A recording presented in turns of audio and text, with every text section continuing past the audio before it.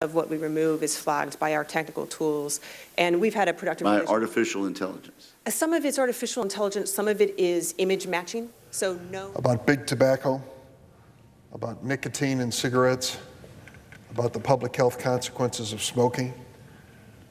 It's a personal issue, of course, for me and for so many of us. Our families have been touched by tobacco-related disease and death. I lost my father to lung cancer. He was 53 years old, 2 packs of Camels a day. I stood by his bedside when I was just a high school student and saw what tobacco could do. And so when I was elected to Congress, I decided to try to take on big tobacco. It wasn't an easy task. They had very many friends in high places and made it clear in both political parties in the House of Representatives that tobacco was untouchable. Well, I offered an amendment quite a few years ago now to ban smoking on airplanes.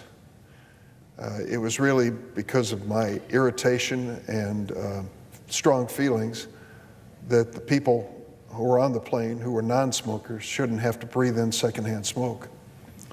To my surprise, we passed it in the House by a handful of votes, even though the leadership in both political parties opposed it. And then it came over here, and Senator Frank Lautenberg of New Jersey passed it as well. It became the law of the land. Neither Frank nor I could have predicted what would happen next, but as the American people noticed that secondhand smoke was taken off airplanes, they started asking obvious questions about why wouldn't you take it off of trains and buses, offices, hospitals, restaurants, on and on. The net result was a change across America when it came to standards for smoking and tobacco cigarettes. And then I enlisted a group that was showing extraordinary leadership in Washington called the Campaign for Tobacco-Free Kids. Matt Myers, the director, still works for that organization. And we went to the heart of the issue, and that was the fact that big tobacco was doing its best to make teenagers customers. They had to. They were losing too many of their best customers who were dying because of their product. So they tried to addict children, and they were successful. They had ad campaigns, Joe Camel ads, the Marlboro Cowboy, all sorts of cartoon figures, really appealing to children. And it worked. They were able to replenish their smokers with kids who started smoking at earlier age. Well, we went after them, and eventually there was a national lawsuit against the tobacco companies. We changed the standards for selling tobacco in America, made it much more difficult for kids to get their hands on cigarettes, and over time reduced the percentage of kids who were using these tobacco products. Well, the tobacco companies faced a dilemma. They were losing their best customers, the kids. What were they going to do to maintain their profits? It became pretty obvious several years ago. They'd found an alternative product called e-cigarettes and vaping. And what was good about this was they could make health claims about e-cigarettes and vaping. They could argue that since you're taking tobacco out of the equation, merely sucking in some form of nicotine vapor was preferable from a health perspective. And yet, when it came right down to it, there was no proof of that whatsoever. Juul is the biggest e-cigarette maker, vaping device maker in America, and their full-page ads in newspaper after newspaper made these health claims that, in fact, e-vaping was a healthy alternative to tobacco cigarettes. No proof, none. And then something else started happening. We started noticing that all across America, kids, the same kids who once used to be the targets of big tobacco, were now the targets of big vaping. Vaping targets kids. The numbers tell the story. 2 years ago, 11% of high school students in America were vaping. A year later, 20%. Today, 27%. More than 1 out of 4 high school students are using e-cigarettes and vaping today. And even worse, 10% of middle school students, 10, 11, 12 years old, are vaping. The numbers are growing, and you wonder why. Well, the people in the vaping industry know how to target kids. They target them with flavors designed just for kids. Razzle Dazzle Berry, gummy bears, bubble gum, unicorn milk. How many 50-year-old chain smokers can't wait to get unicorn milk flavoring for their vaping device? It's all about kids. And the vaping industry, despite all their public denials, have targeted these kids and effectively recruited our children to be the next generation of vapors for life. How much nicotine's in that little vaping device? The one that looks like it's a flash drive for your computer? The equivalent amount of nicotine in vaping as in a total pack of cigarettes, 20 cigarettes, you get with one hit on a vaping device. And nicotine is a very addictive chemical. I know from my family experience, and we all know from those who try for long, long times to quit using tobacco cigarettes, the nicotine draws them back time and time again. So this addiction was underway, and I started writing letters, which senators do, protesting to the Food and Drug Administration and Surgeon General and anyone else who would listen that this vaping epidemic was dangerous. Dangerous for our kids and dangerous for our future. It took the longest time to get their attention. In fact, with this new Trump administration, they initially postponed any action against vaping until the year 2022, beyond the president's first term. Well, I went to Dr. Gottlieb, who then was head of the FDA, and said, you can't wait 4 years. You've got to do something right now about vaping. He resisted for a while, but then he came around. He held a press conference, and you know what he called this vaping situation? An epidemic. The head of the Food and Drug Administration, medical doctor Gottlieb, called it an epidemic. So then he left for family reasons, and he had a successor, Dr. Ned Sharpless, acting commissioner of the Food and Drug Administration. And I appealed to him, saying, do something. You have the power right now to take all of these children's flavors, off the market for vaping. You could do it today. And secondly, you could ban most of the vaping devices, which have never been approved by the government. He didn't want to do it, dragged his feet. It went on for months.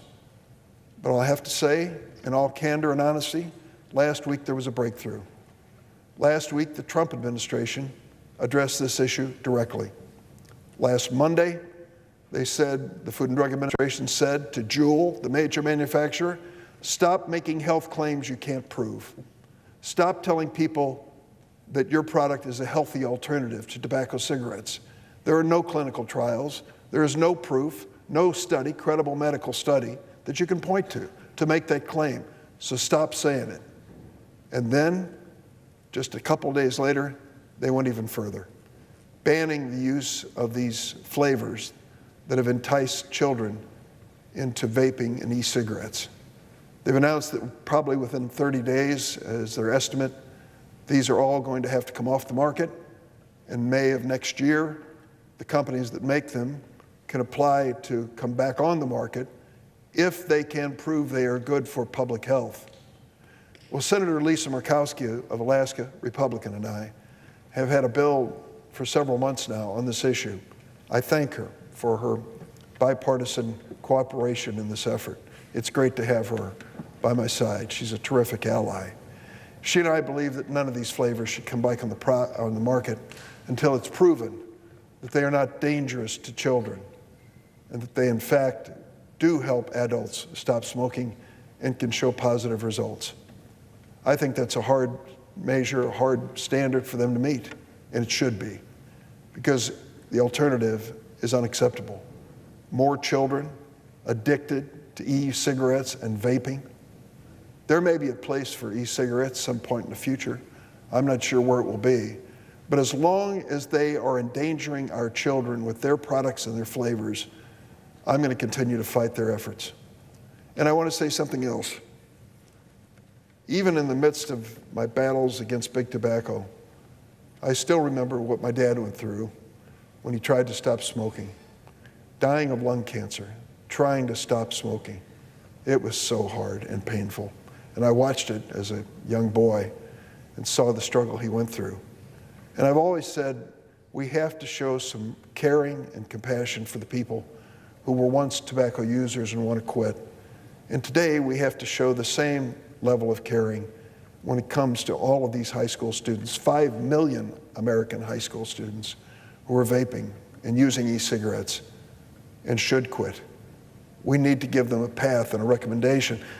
I wrote to the Surgeon General last week and asked him to come up with a plan, an education approach, to allow these young people to get off this nicotine addiction before it's too late. What's happened in the past, sadly, is that many of the high schoolers who were using e-cigarettes didn't quit completely from anything. They moved to tobacco cigarettes with the nicotine they were seeking in a different form. So that's the challenge that we face. After years of inaction and a lot of telephone calls and letters and meetings, the Food and Drug Administration has done the right thing. I hope by the end of this year that these flavors will be off the shelf. And I hope that the Food and Drug Administration truly enforces what they announced last week.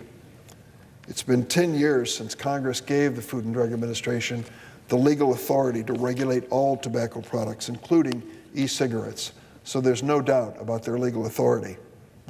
Last year, 4 million children under the age of 18 were vaping in America. As I mentioned, today the number is 5 million. Over the last 2 years, we've seen a 135% increase in America's children using e-cigarettes. Ask any public health official what this means.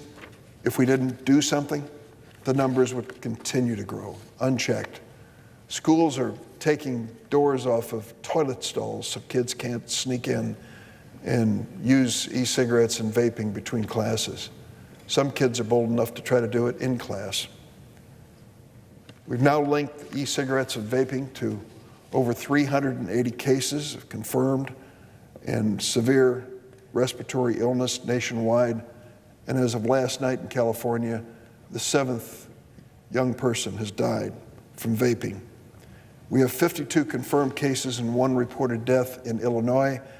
But I can tell you that just yesterday morning, one of my friends, a doctor, it was Monday morning, one of my friends, a doctor in Chicago, told me in private that he had visited a major hospital and 3 young people who'd been vaping were hanging on by a thread to life. Kids as young as 15 have been hospitalized. There's no specific device or substance that's been linked to all these cases, but the one common denominator, e-cigarettes. This nicotine addiction, especially Juul's devices and what it leads to, is extraordinarily popular, with the highest levels of nicotine we've seen in products legally sold in America. Nicotine is both toxic, highly addictive, raises blood pressure, spikes adrenaline, increases the risk of heart disease. It can have short and long-term negative health impact on the developing brain particularly, including increased risk of addiction, mood disorder, permanent lowering of impulse control. And kids who use e-cigarettes are 3 times more likely than their peers to transition to traditional tobacco cigarettes.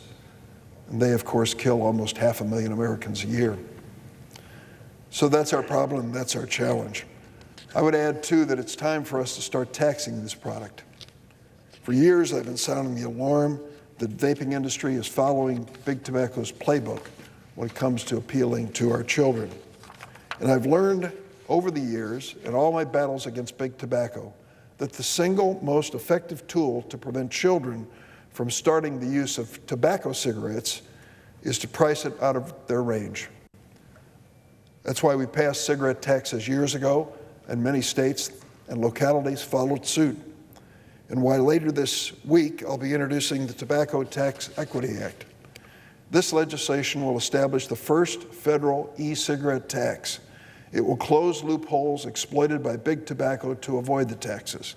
and it will double the federal tax rate and peg it to inflation so that it remains an effective public health tool in the future.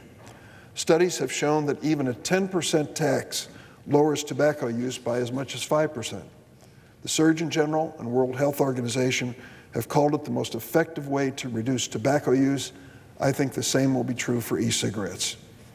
The FDA's flavor ban announcement was an important first step. Now we need to make sure the ban is implemented quickly and that it's enforced strictly.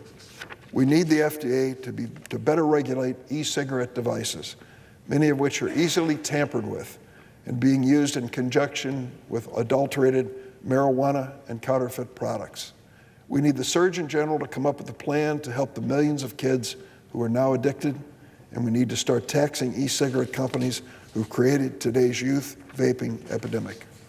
A movie we've seen before of big tobacco exploiting kids finally resulted in public action against those tobacco companies, and the rate of teen tobacco cigarette smoking went down dramatically. Let's not sit through that same movie again. When it comes to vaping and e-cigarettes, let's move quickly to protect our children. Mr. President, I yield the floor. I suggest the absence of quorum.